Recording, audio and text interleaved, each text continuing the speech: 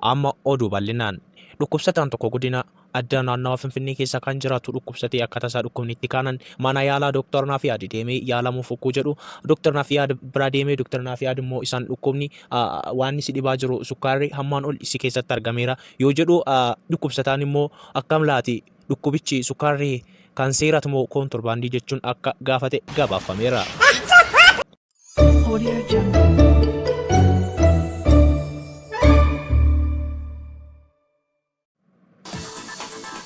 Egaa daawwattoota keenya fayyaa hundi keessan akkam jirtu nagaaf gammachuun badhaadhinni bakka jirtanitti isiniif haa dhaqabu. Egaa akkuma beekamu kanaan durallee qophiilee adda addaa qabannee isiniif dhiyeessaa akka turre beekama. Har'a ammoo oduu yeroo kanaa qabannee isiniif dhiyaanne wajjin daawwannaa. Hanga dhumaatti nu wajjin tura.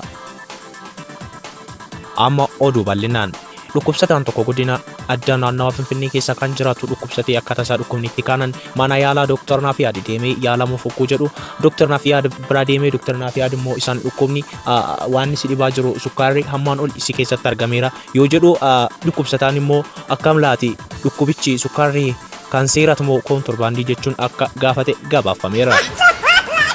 Oduu biraatiin abbaan qabeenyaa Oromiyaa obbo Dinquun Dayyaasaa otoo karaa irra deemanii ilmi isaanii hangaftichi mana nyaataa xiqqoo tokko keessa seenee otoo shiroo yookaan ittoo nyaatu argee maaloo ilma koo du'a barbaadde moo du'attuu si halchisiise jechuun akka gaafate gabaafameera.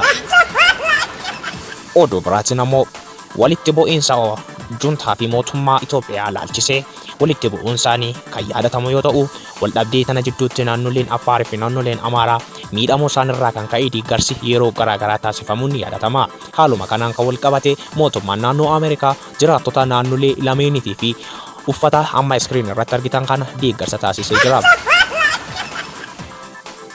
Oduu biraatiin jiraataan godina addaa naannawa Finfinnee gara godina addaa naannawa Amaaraa Gondar imaluun mana nyaataa Dooktar Abiyyi yookaan mana ciree Dooktar Abiyyi seenuudhaan waan nyaataa yoo gaafatamu juntaan yoo jiraate naaf fidaa jechuun gaafate jedhameera.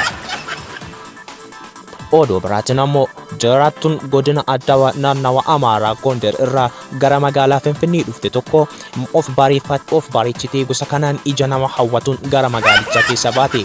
Haala kanaanis ijni dargaggoota baay'ee ishii baay'ee jibburraa kan ka'e ilaalaa ooleera. Jiraataa magaalaa Adaamaa kan ta'e dargaggeessi Tolaa Tolosaa akka yeroo sooshaal miidiyaa fayyadamutti hayi jechuun durbii Gondar jiraattota akka barreesse himee jira. Haaluma kanaan immoo yeroo kanatti dargaggeessi Tolaa Tolosaan konkolaataa bitachuusaa maxxansuudhaan akka konkolaataa bitate hiriyoota isaatiif beeksisee jira. Kanumaan kan wal qabate niitoorkiitu na rakkise jechuudhaan jiraattu godina Gondar kan taate shamarreen miisejii turtii waggaa 7 booda naaf deebiste jechuun dubbatee jira. Eegaan daawwattoota keenya qophiin keenya guyyaa har'aa isa kana fakkaata. Waan wajjin turtaniif galatoomaa ulfaadha. Maatii fayyaa shaawutaa subscribe gochuu hin dagatina. Baay'ee isin jaallanna ulfaadha. Horaa buraa deebanaa isiniin jenna.